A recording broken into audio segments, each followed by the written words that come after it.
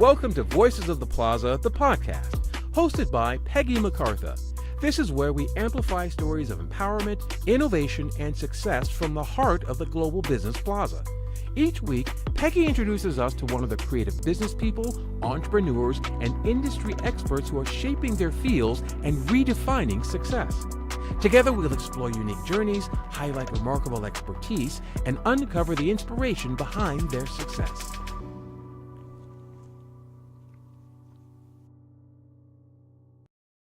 Dr. CK, I am so excited that you are here with us at Voices of the Plaza today. How are you doing? I am elated. I feel like I've made it to the big times right now. So this is so great. Yes, being a guest on Voices of the Plaza is the big times. Big deal. It's a big deal for me anyway, because I haven't been with the Plaza for even half a year yet. And I'm already on the podcast. So that's I because feel you're so awesome. And yeah, great. Laura's here in the background seconding that. So there we go. Thank you, Laura. So introduce yourself and tell us what you do. All right. Well, my government name is Dr. Campbell-Kapela, but I am better known as Dr. CK because Dr. Campbell-Kapela can be a mouthful to say for many of my students and clients that I work with whose first language is not English. Many of them, they are multilingual management executives and industry professionals who they are running meetings, they're running, classes, courses, programs, all the things in their native tongue, and they're rock stars. But when it comes to them speaking in English and doing the exact same thing, instead of shining, they tend to shrink back. They have some insecurities there because they're like, it's not my first language. And what if I say something wrong? What if I'm not understood well? What if I miss out on this big opportunity because, I'm not a native? And so I help them crush that fear and build competent and confident communication skills so where they don't have to sound perfect, but they are definitely understood. And I love what I do. Well, and I think confidence is a big thing, because Absolutely. because like you said, they're experts in their field and in their language, but when they have to speak in English, it's intimidating. Yeah. Yeah. Yeah. Absolutely. And I didn't even know that this was a thing until I started working. I was actually I was in undergrad. So I'm really dating myself because I am no longer an undergrad. Okay. In fact, I would teach undergrad. This is my first semester not teaching at university. And so I was teaching undergrad. So I'm dating myself. But I started with this English, what is this, like a kind of like an English as a second language program, totally by accident, initially. Never intended for any of this stuff, Peggy. Never. In fact, I wanted to be a bilingual criminal justice lawyer. My second language is Spanish. And so I was like, oh, yeah, I can help get all the criminals, help them get out, and the innocent people, I can really help them. And it just was not it was not a part of my purpose or my destiny, but working with these amazing individuals were. And I started in my sophomore year of college where I met this blind lady from Cuba. And she couldn't see, right? She couldn't see, but she was just like rock star stellar. Her communication skills, everything. And as I was teaching her English, she was teaching me cross-cultural communication. I was teaching her English vocabulary and phrases and things like that, but she was teaching me so much more about just being a compassionate person when working with someone who doesn't come from the same background as you do. They don't look like you do. They don't sound like you do. Their lifestyle is totally different, and I will never forget her, ever. So let's talk about culture a little bit. You've lived and worked and taught in over 30 countries, am I? So You I've wanna tell me traveled why? to over 30 Okay. countries. I have lived and worked in 5 different countries. That's a lot. Yeah, yeah, So, yeah. was there like a surprise aha moment that kind of changed the way you think and about culture and leadership and teaching? Oh, yeah. Um, I think honestly, I think it was happening along the way as I was doing all of this traveling. My my aspirations back then were actually just to be a travel blogger. That's I wasn't going trying to teach and all the things. I was trying to be like this influencer, travel blogger that people from my community and my family, the majority of them, they did not want me to leave. They actually told me not to go overseas for a variety of reasons. So I think you know this, I'm a Christian. And so one of the biggest things that, they were like is, well, where are you going to go? Where are you going to go to church? And I'm like, America does not own God. America does not own Christianity, people. Like there are, and so you know how we are when someone tells us that we can't do something or shouldn't do something. It's like feeding us and saying, do it, do it, I do it. feel like you and I are really similar in that I've seen this in real time with you, and somebody's like, "You can't do that," and then you reimmerse 48 hours later, like done. And not just the thing that they said you couldn't do, but like even more and better, right? It's like, oh, and I added a little something extra to it. And so they were telling me, I remember I was teaching at a community college. These people have changed my life completely, and I still carry around their picture. That's how much I love them and miss them. But they were from 20 different countries, 22 countries. And they were all management executives, professionals, and some were students just out, but they were immigrants and refugees. And they were there to learn English. And again, this exchange completely, it just changed my life. I had just gotten out of a long-term relationship that I thought was going to go into marriage. And when it didn't, I was like, I need to do something different. And so I said, I'm going to do something that I know no other black person in my life had done, which was go backpacking.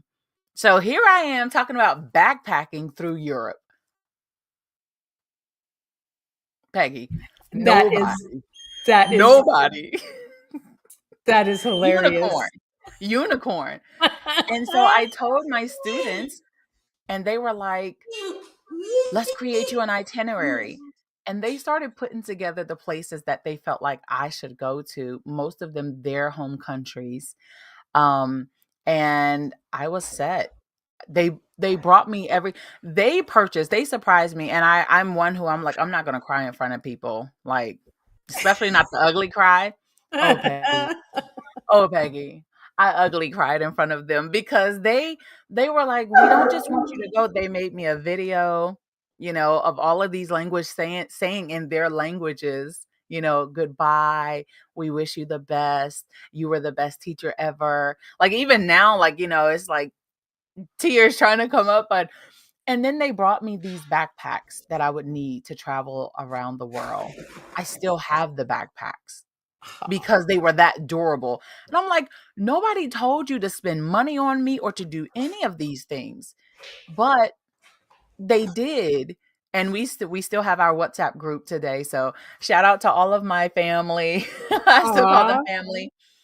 Yeah, it was amazing. It was amazing. And I think that is a lot of problems that a lot of people face is the fact that they don't realize the people outside of their little bubble exist, and how much we are alike, and how our differences are so important. Like the things that are Absolutely. different really make us wholer. They add to our lives, and I think it's amazing. I love it. And um cultural integrity, I know, is something that's important to you as it is to me. So how do you see cultural integrity in a digital space? How would Mhm. you how what do you What do you feel about that? How do you maintain that? How do you cultivate that? One of the things, and I'm glad that you asked that question because you know that I created a museum, a virtual museum. Um, One of those you can't do it moments. yeah, Yes. yeah, definitely one of those, right? I created this virtual museum using GoBrunch software that we um, that we live in, basically, right? And with that, I wanted to because I started a new contract with the U.S. Embassy in Iraq, Kurdistan region, and I started working with these archaeologists, brilliant, brilliant archaeologists who could run circles around me, like just I had no idea what they were talking about. I'm like, yeah, that sounds amazing. What is it? You know, and so, but they were archaeologists, they were historians and tourism professionals. And what I wanted to do was create something that they could relate to in a digital world, in a virtual span, because what's actually happening in Kurdistan, Iraq right now, and actually for the past couple of years, is that their tourism efforts have increased greatly. And so they're getting people from all over the world coming to their new like amusement places, to Erbil Citadel, which is one of the monuments that's really popular. And so I said, what can I do? How can I build it so that they can be prepared? Is this is their training ground, basically, that they can experiment with telling stories about artifacts that they've discovered, what they have, at an excavation site. If they were to take a tourist there and they need to describe what they found, how could I do that? And so I started using AI to build out these rooms, to build out these spaces. And I had to do a bit of research, right? I had to dig a bit deeper than just, hey, build me something that would look good in Iraq. That's nothing. Like these Right. prompts are nothing, right? So I had to do a bit of research and try to get as close as possible.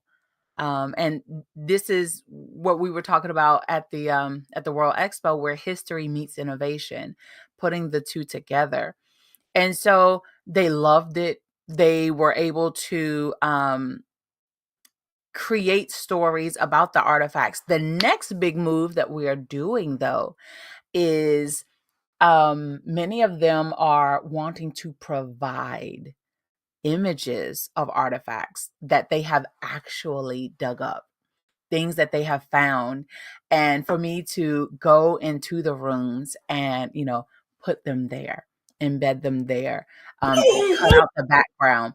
And so it would actually be like, and I'm like, okay, now if y'all are turning this into the actual museum that's there and it's the virtual one, we're gonna have to work on some more contract stuff, like, but I'm loving But it, what right? an amazing idea, seriously, because Yeah. anybody, at the end, I'm going to tell people how to find you. Go to globalbusinessplaza.com. But Yeah. seriously, you have to, if you've do nothing else, go through the museum because it is phenomenal. Phenomenal. It took a little over 2 months. Actually, the first the first version took 2 months to do. And then going back, because it has to improve, get better and better. Going back and then adding some additional changes to it took maybe about just a few days, but the big bulk of it, building that structure, took 2 months to build, and it was worth all the sleepless nights and everything, just to see them come in and be so excited about it. But more importantly, at the World Building Expo, they had real international visitors. They So had the people from timing, all over the world come, and they absolutely. got to, in English, give Yeah, us a tour and tell us about the artifacts and different things. It yeah, was just, it was literally, it was breathtaking. It really was. yeah, yeah, yeah. It made my heart smile because, here they were with a wealth of knowledge, but still those insecurities, that intimidation. And here you have fellow Go Brunchers they're coming to check out the museum, right?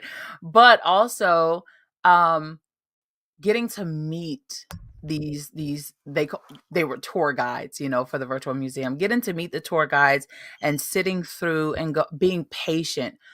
We have some of the most amazing people in Go Brunch who were patient and not, judgmental or crass about the level of English that, they were hearing. And it really made their day. It made them feel like, can we do another one? Like, can we go again? And that's what you want, right? That's what you want.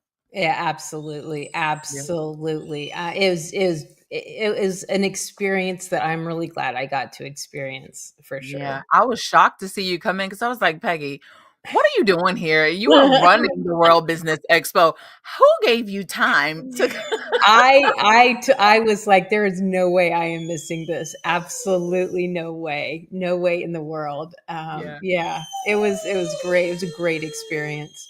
Yeah. So because the Global Business Plaza, it's global, so running business with integrity globally is something that I'm always talking to people about. So, Absolutely. and really understand cultural integrity. So, if cultural integrity was a superpower, what one thing would you want it to fix? About what's a business mistake that you see a lot of people are making that really just stop it. Ah, assumptions. It's assumptions. It's That thinking that. that's actually really powerful.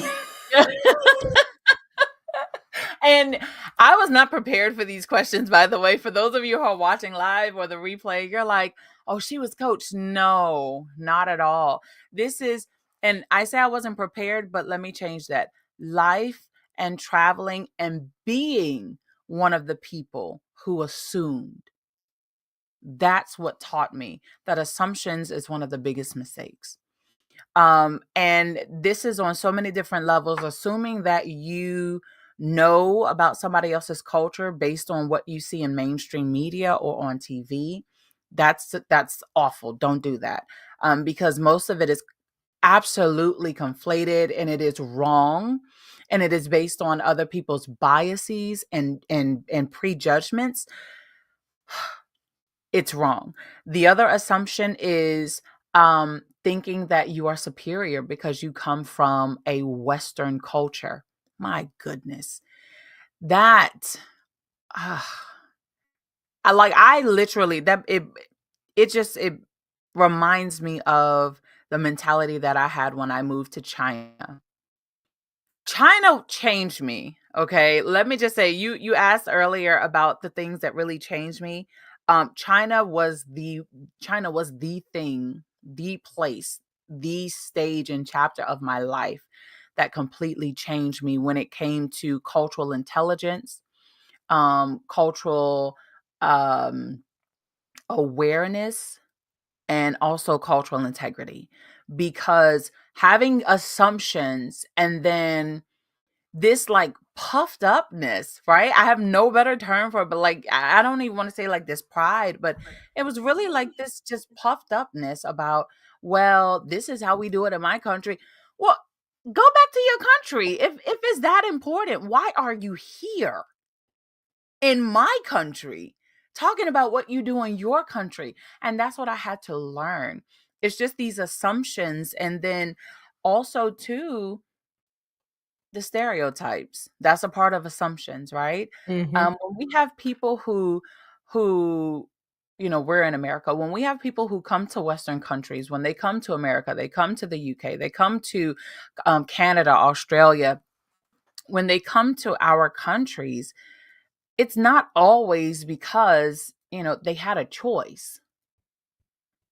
Some people are coming because they're running, they need help. It's to preserve their life, right?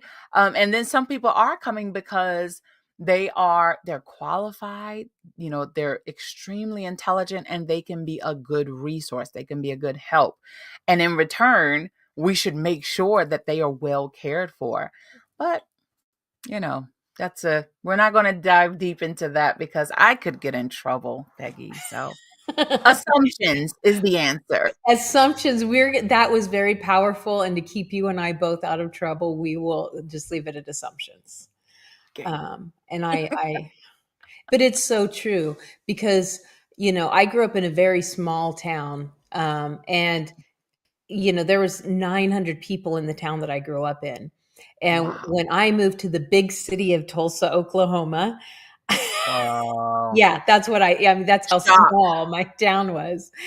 I was just like, oh my gosh, like I was shocked and amazed and no matter what size bubble you live in, it's still a bubble, because if you don't look outside of the people right next to you and realize all the richness and all the different perspectives and all the gold that people bring, then you're missing out. And if you just assume, well, the way I do it is the only way and it is the best way Right. and it is the only answer, it's not.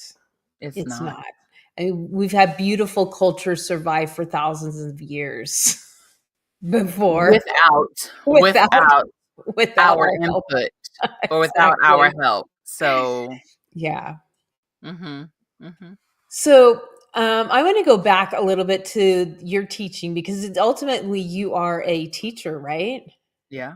Yeah. So you've kind of taken traditional teaching and you've bridged it with cutting edge technology. So do you want Yeah. to talk a little bit about what you think that can bring and what myths, what do you hear when people, that they don't like it or think that whatever, how does that work? Or what is your feedback on that?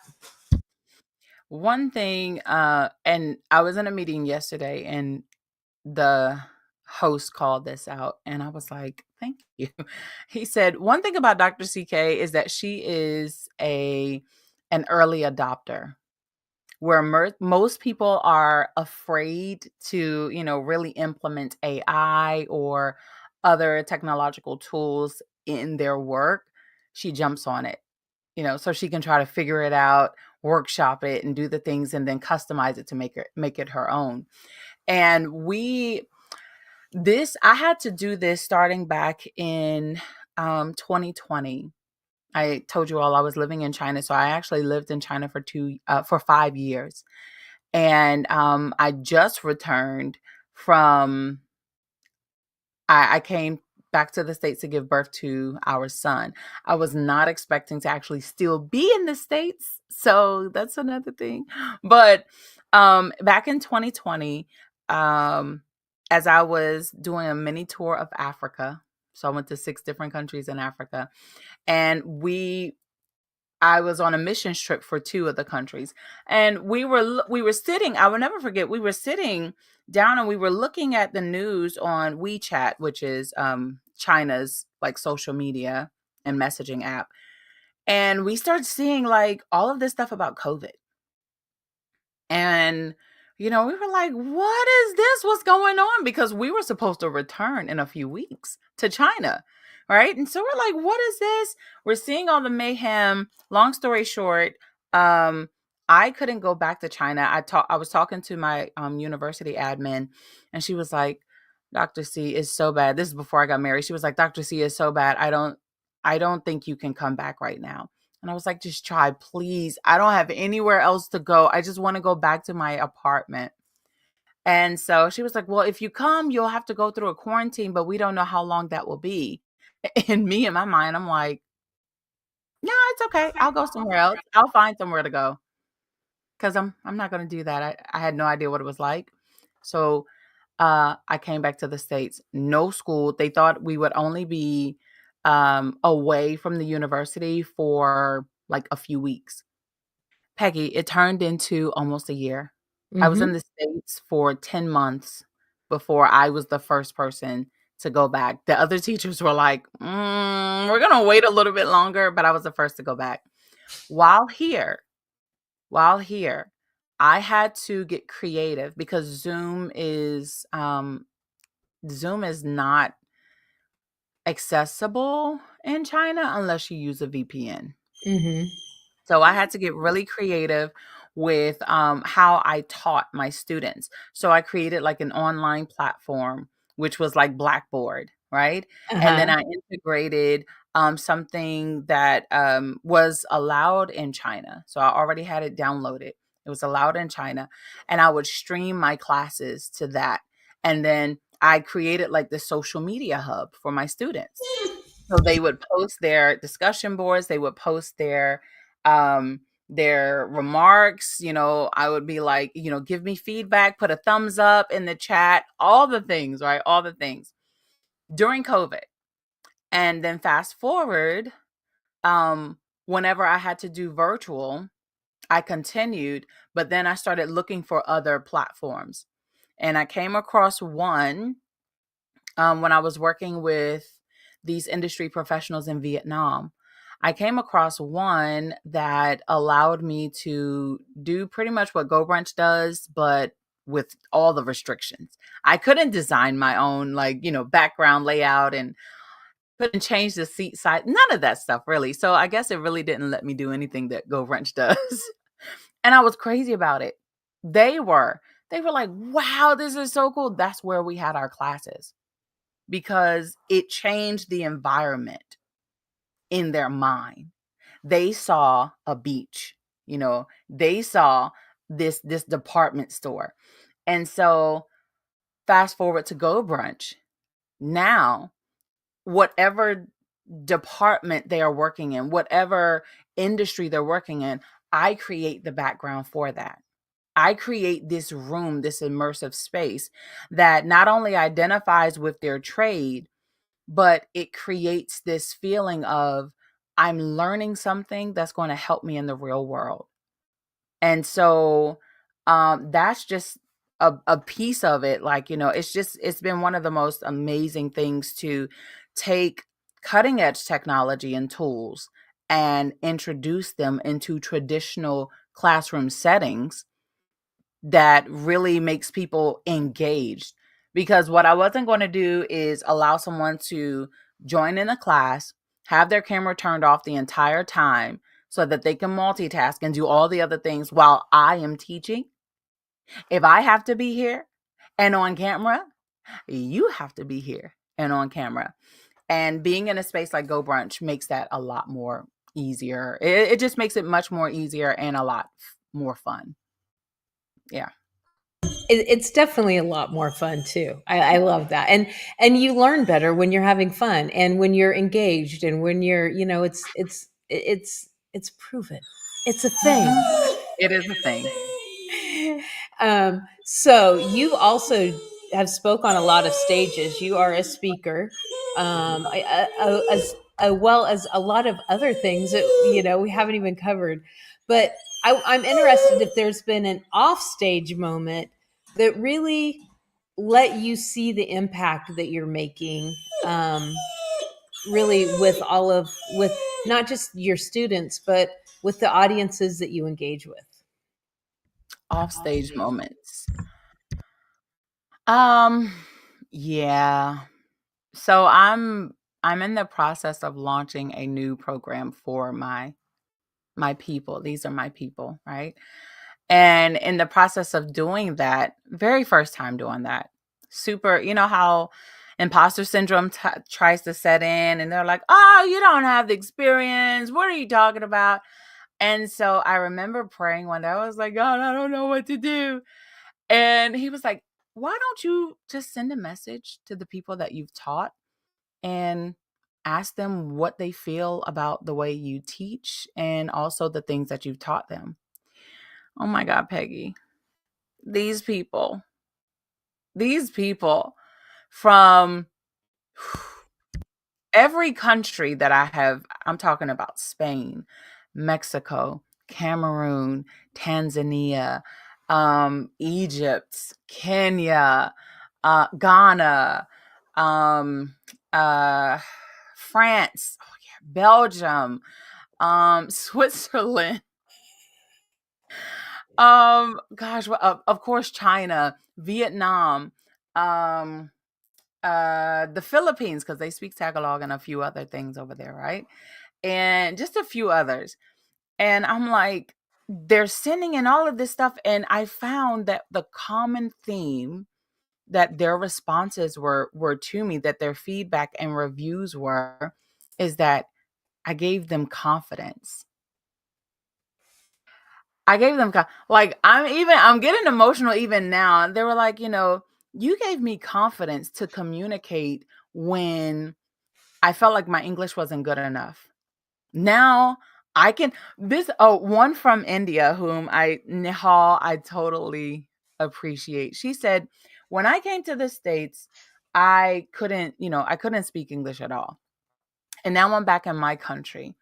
And I'm even doing debates and arguing in English. You gave me the confidence to do that. And I'm like, yeah, girl. I'm like, yes, that's what I'm talking about.